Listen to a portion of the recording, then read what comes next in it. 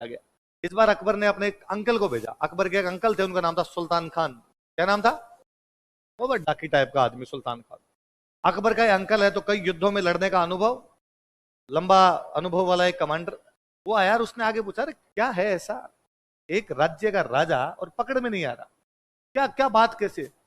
तो कहा, साहब वो पहाड़ों के अंदर बैठा है, हम पहाड़ों के रास्ते जानते नहीं।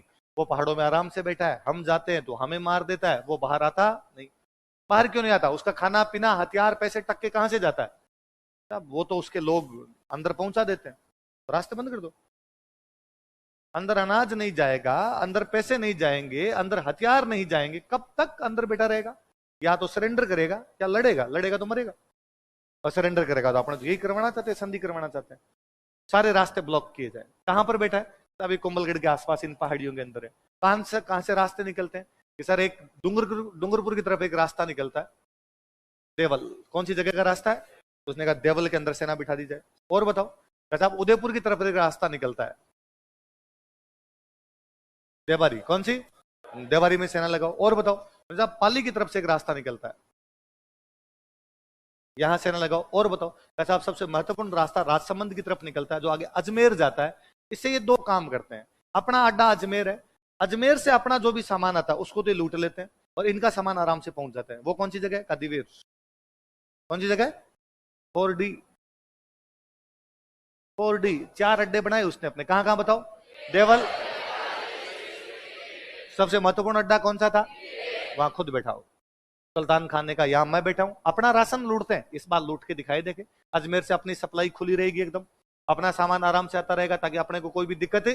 वरना मुगलों की ये दिक्कत होती, अजमेर वाले रास्ते से उनका जो भी सामान आता मेवाड़ वाले बीच में लूट लेते। इसलिए बापड़े मुगल सैनिकों के पास आटा ही नहीं बचता। तो कैसे लड़ाई कर पाएंगे आप बिना हथियारों के, बिना आटे के, बिना पैसे टक्के के, बिना सामान के? तो वो वहां पर उसने कहा कि ये रास्ता अपना किया जाए ताकि यहाँ पर मेवाड़ वाले अपने को लूटपाट ना कर सके। और मेवाड़ वालों के सारे रास्ते क्या कर दिए जाए? ब्लॉक। और वास्तव में मेवाड़ वालों की हालत खराब कर दी सुल्तान खान ने। महाराणा प्रताप चुपचाप अंदर बैठे हैं, वेट एंड वॉच। सोचते हैं क्या पता थोड़े बहुत रास्ते खुले तब अपने सामान मंगवाए। जो सामान अंदर पड़ा था बस वही पड़ा है अपने पास। दशहरे का दिन आया। कौन सा दिन आया? ये 1582 का साल है, दशहरे का दिन है। दशहरे पे हथियारों की पूजा करते। हथियारों की पूजा अपने ये माना जाता कि हथियारों की पूजा के बाद हथियारों को चलाना जरूरी है। यदि तलवार म्यान से बाहर निकली है तो म्यान में तभी जाए जब खून लगे। बिना खून लगे वो अंदर जानी नहीं चाहिए। खून किसका लगे? युद्ध करो। तो प्रताप ने अपने मंत्रियों को और बुला कहा कि भाई करते हैं लोग कुछ ना कुछ, खुड़का तो करके आए इधर उधर, क्या करें? तो कहा साहब 4 अड्डे हैं मुगलों के। अपने देवल पर अटैक कर सकते हैं, यहाँ सेना उनकी कम है। हम देवारी पर अटैक कर सकते हैं, यहाँ भी सेना कम है। हम देसूरी पर अटैक कर सकते हैं, वहां भी ठीक ठाक सेना है। दिवेर थोड़ा टफ है सर। बाकी इन 3 जगह पे अपने अटैक कर लेते हैं तो एक रास्ता भी खुलवा लेंगे, अपना सामान भी कुछ मंगवा लेंगे और दशहरे का पूजन भी कर लेंगे। दशहरे की ये जो लड़ाइयां होती है इनको बोलते टीका दौड़। क्या बोलते हैं? टीका। तिलक निकाला हथियारों पे, उसके बाद दौड़ लगाई तो नाम क्या होगा उनका? टीका। तो अपने टीका दौड़ करते हैं। प्रताप ने कहा यार दिवेर पर क्यों ना करें? दिवेर पे सेना ज्यादा है, दिवेर में सुल्तान खान खुद बैठा है, दिवेर में जीतने के चांसेज नहीं है। तो वहां अपने पास संकट ज्यादा होगा, रिस्क ज्यादा होगा। महाराणा प्रताप ने कहा रिस्क है तो इसलिए अटैक कहां किया जाए? क्योंकि मुगल सबसे अधिक निश्चित होकर कहीं पर बैठे हैं तो कहां पर बैठे हैं? दिवेर। वो सोच भी नहीं सकते सपने में कि हम दिवेर पर अटैक करेंगे।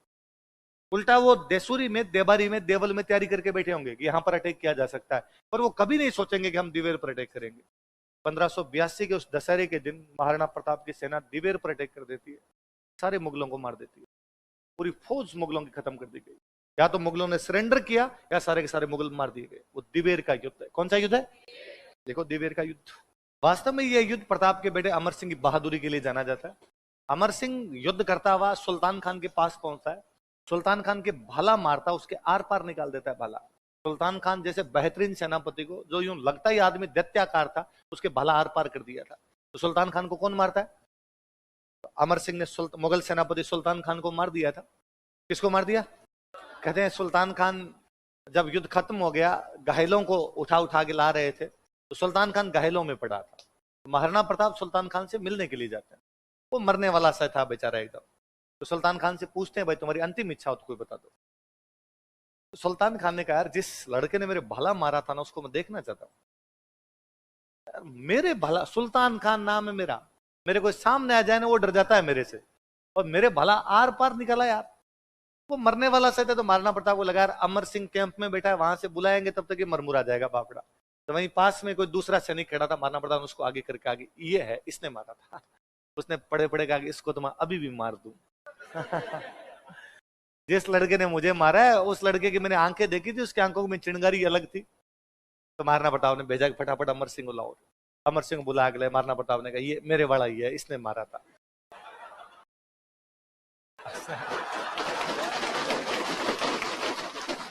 उसने कहा शाबाश बहादुर पिता के बहादुर पुत्र, वाकई यार बहादुर लड़का है, तूने मेरे मारा है और सुल्तान खान के मारा है। फिर उसकी आंखें यूं बंद होने लगी धीरे धीरे। महाराणा प्रताप अमर सिंह को कहते हैं इसको गंगा जल पिलाओ। हम कहते हैं कि भाई मरते हुए आदमी गंगा जल दिया जाए तो स्वर्ग मिलेगा, उसको मोक्ष मिलेगी। गंगा जल पिला दिया गया, पर सुल्तान खान की मौत नहीं, वो मरे नहीं, धीरे धीरे धड़कन चले उसके कारण कि उसके भला पूरा अंदर धंसा हुआ। घायल आदमी तभी मरेगा जब पूरा खून निकलेगा, खून निकलने की जगह नहीं, वो भाला धंसा हो तो खून धीमे धीमे धीमे धीमे निकले। जब तक खून नहीं निकलेगा तब तक वो मरेगा।